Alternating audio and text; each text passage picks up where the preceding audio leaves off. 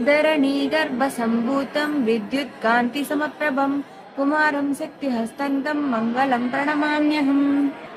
ఈ గుడిలో అంగారకుడికి చాలా విశిష్టత ఉందంట. ఏ గుడి అనుకుంటున్నారా? Hi viewers, welcome to my channel Shivani blogs. Present ఇప్పుడు మేము వైదీశ్వరం టెంపుల్ దగ్గర ఉన్నాం.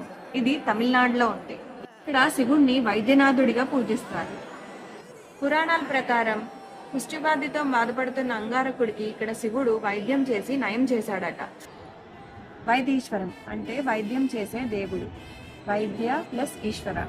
ఇక్కడ శివుడు వైద్యుడిగా కనిపించి భక్తులకి వాళ్ళ రోగాల్ని నయం చేస్తాడట. ఈ టెంపుల్లో ఒక చెరువు ఉంది. దాన్ని సిద్ధామృతం అంటారు.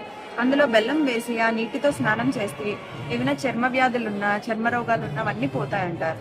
ఈ వైదీశ్వరం టెంపుల్ నాడి జ్యోతిషానికి చాలా famous. Do follow for more updates. Thank you.